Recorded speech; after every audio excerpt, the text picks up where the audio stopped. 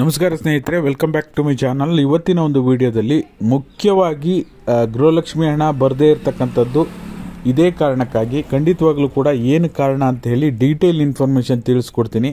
ಯಾರೆಲ್ಲ ವಿಡಿಯೋ ನೋಡ್ತಾ ಇದ್ದೀರಾ, ಇದು ಮುಂದಿನ ದಿನಗಳಲ್ಲೂ ಕೂಡ ನಿಮಗೆ ಎಫೆಕ್ಟ್ ಆಗ್ಬೋದು ಅಥವಾ ಹಿಂದೆ ಆಗಿರೋವಂಥ ಪ್ರಾಬ್ಲಮಿಂದ ಕೂಡ ಇದು ಎಫೆಕ್ಟ್ ಆಗಿರ್ಬೋದು. ಯಾವುದೇ ಕಾರಣಕ್ಕೂ ಕೂಡ ಗೃಹಲಕ್ಷ್ಮಿ ಫಲಾನುಭವಿಗಳು ಈ ತಪ್ಪನ್ನು ಮಾಡಬೇಡಿ, ಓಕೆನಾ? ಹಾಗಾಗಿ ಏನು ಎಲ್ಲ ಮಾಹಿತಿ ತಿಳಿಸ್ಕೊಡ್ತೀನಿ, ಪೂರ್ತಿ ವಿಡಿಯೋ ನೋಡಿ. ನೀವೇನಾದರೂ ಹೊಸದಾಗಿ ನಮ್ಮ ಚಾನಲ್ ನೋಡ್ತೀರಾ ಅಂದರೆ ಸಬ್ಸ್ಕ್ರೈಬ್ ಮಾಡ್ಕೊಳ್ಳಿ. ಹಾಗೆ ಪ್ರತಿಯೊಬ್ಬರು ವಿಡಿಯೋಕ್ಕೆ ಒಂದು ಲೈಕ್ ಕೊಡುವ ಮೂಲಕ ಸಪೋರ್ಟ್ ಮಾಡಿ, ಓಕೆನಾ?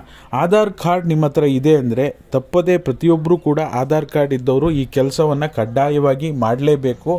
ಇಲ್ಲ ಅಂದರೆ ನೀವು DBT ಸ್ಟೇಟಸನ್ನು ಆಹಾರ ವೆಬ್ಸೈಟಲ್ಲಿ ಚೆಕ್ ಮಾಡಿದಾಗ ಆಧಾರ್ ಅಥೆಂಟಿಕೇಷನ್ ಫೇಲ್ಡ್ ಅಂತ ಬರ್ತಾ ಇದೆ. ಬಹುತೇಕ ಸಾಕಷ್ಟು ಜನರು ಪ್ರಶ್ನೆಗಳನ್ನು ಕೇಳ್ತಾ ಇದ್ದೀರಾ, ಸರ್ ಏನಿದು ಆಧಾರ್ ಅಥೆಂಟಿಕೇಷನ್ ಫೇಲ್ಡ್ ಅಂತ ಹೇಳಿ.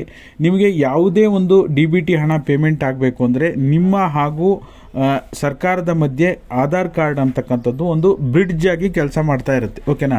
ಹಾಗಾಗಿ ಆಧಾರ್ ಕಾರ್ಡನ್ನು ನೀವು ಆಧಾರ್ ಕಾರ್ಡಿಗೆ ಮೊಬೈಲ್ ನಂಬರ್ ಅಪ್ಡೇಟ್ ಮಾಡೋದಾಗಿರ್ಬೋದು, ಆಧಾರ್ ಕಾರ್ಡನ್ನು ನೀವು ಅಪ್ಡೇಟ್ ಮಾಡೋದಾಗಿರ್ಬೋದು. ಆಧಾರ್ ಕಾರ್ಡ್ ಅಪ್ಡೇಟ್ ಅಂದರೆ ನಿಮ್ಗೆ ಆಲ್ರೆಡಿ ಹೇಳಿದ್ದೀನಿ, ಸೆಪ್ಟೆಂಬರ್ 14ನೇ ತಾರೀಕು ನೀವು ಉಚಿತವಾಗಿ ಆಧಾರ್ ಕಾರ್ಡನ್ನು ಅಪ್ಡೇಟ್ ಮಾಡಲಿಕ್ಕೆ ಸಮಯಾವಕಾಶವನ್ನು ಸರ್ಕಾರ ಕೊಟ್ಟಿತ್ತು.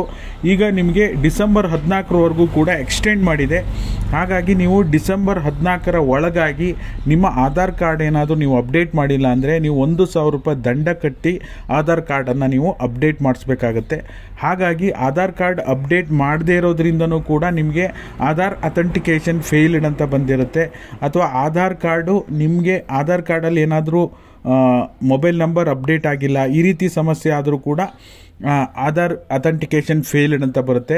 ಬಹುತೇಕ ಜನರು ಈ ವಿಷಯಕ್ಕೆ ಸಂಬಂಧಪಟ್ಟ ಹಾಗೆ ಪ್ರಶ್ನೆಗಳನ್ನು ಕೇಳ್ತಾ ಇದ್ದೀರಿ, ಅದಕ್ಕೋಸ್ಕರ ಡೀಟೇಲ್ ವಿಡಿಯೋ ಮಾಡಿದ್ದೀನಿ.